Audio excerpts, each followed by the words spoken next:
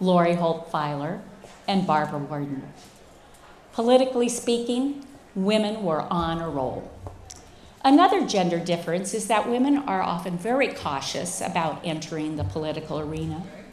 Most of us prepare for this new role. We study the issues, develop a campaign plan, line up family and friends as campaign workers. In fact, being risk-averse and fearing failure, I took classes for women candidates and learned how to run an effective campaign, to articulate and communicate my message and vision.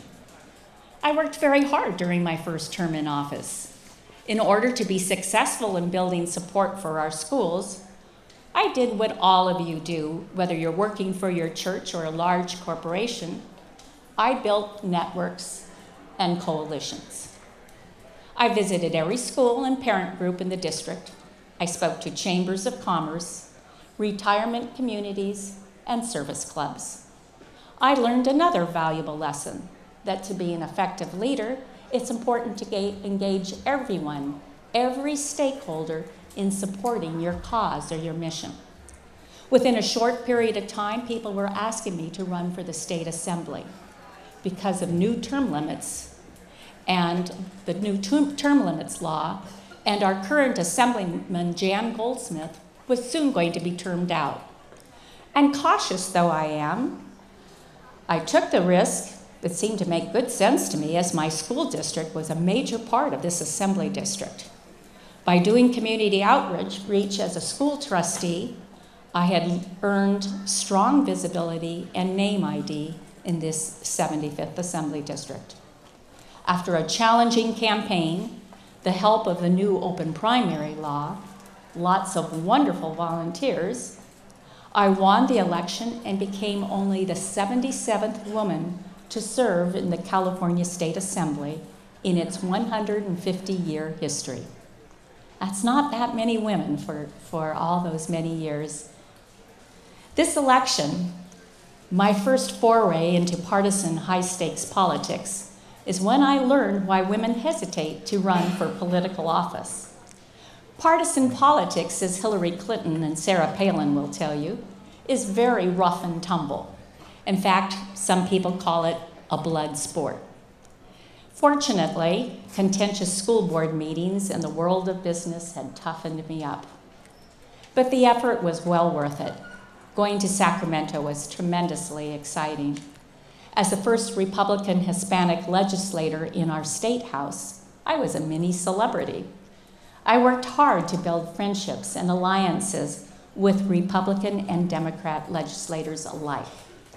Working collaboratively with them, I was able to pass important new laws that provided greater protection for the most vulnerable in our society, our children, the developmentally disabled, and senior citizens.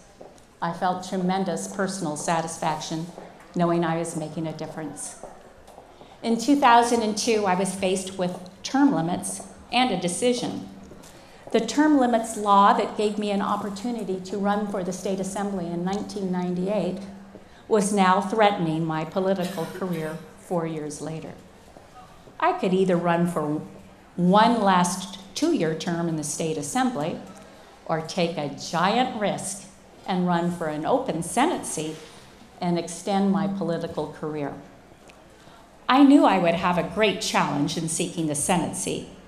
California no longer had an open primary, and my district had been split by redistricting.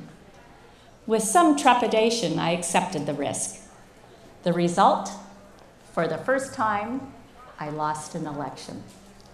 The next day after my defeat, I got up early as usual, put a smile on my face, and walked into my district office, ready to greet and thank my loyal staff. I knew they would be exhausted after a long election night evening. What a surprise, though, when I opened my office door and my office manager said to me, "You just missed a call from the White House." I thought she was joking. So I called the White House and I was informed that they wanted to appoint me to be a public interest director at the Federal Home Loan Bank of San Francisco. I didn't have a clue what that was, but I said yes.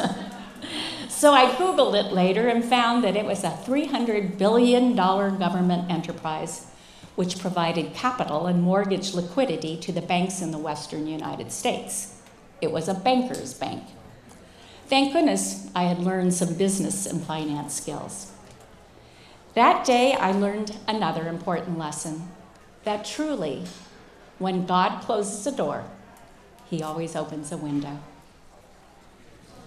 2 years later, Governor Schwarzenegger honored me by appointing me as director of the California Department of Consumer Affairs, a full-time position managing over 2,000 employees with a budget about $235 million. I loved it. I could put together and utilize all the chapters in my long career, healthcare, business management, and education, all wrapped up in consumer protection. At DCA, my bright DCA team and I brought together public safety people in all branches of government to protect consumers. We hosted many consumer protection summits. Our identity theft summit was the first ever in the world, and our summit on protecting children from online predators was one of the first as well. We brought in experts from the FBI, crime victims groups, district attorneys, and certainly the sheriff's office and other law enforcement. We were in the news daily providing important consumer tips. Eventually, though, the weekly commute to Sacramento became too much for Dave and me. He was now retired and we wanted to spend more time together. So I turned to the governor's office and requested reassignment closer to home. Fortunately, there was a new opportunity for me in San Diego. The governor appointed me to be his representative on the board of the San Diego County Regional Airport Authority. A year later, I was asked by the governor's office to be the director of his San Diego office, which I am doing to this day. And recently, my political career has come full circle. I came back to the world of education when I was appointed to the Board of Regents, the governing body of the University of California, overseeing policy for its 10 campuses, 5 hospitals and health centers. So the adventure goes on. I hope that in sharing my journey in politics, that you too will look to become engaged in the political world as well. All of us can be leaders and exert great influence. As women, we must make our voices be heard. 100 years ago, it was our forebears, the determined suffragettes, who not only gave us the right to vote, but it was through their efforts that child labor was outlawed by Congress and the states. Like them, you can easily be an advocate for your favorite issue. All you have to do is call your mayor or your congressman and register your support or opposition for a bill. As women, we cannot afford to just sit on the sidelines in important issues.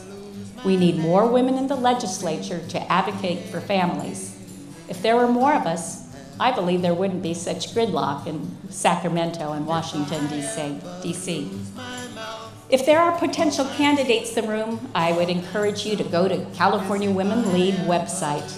This is a group that will provide you step-by-step advice in building a winning campaign. Or perhaps you may want to seek appointed positions.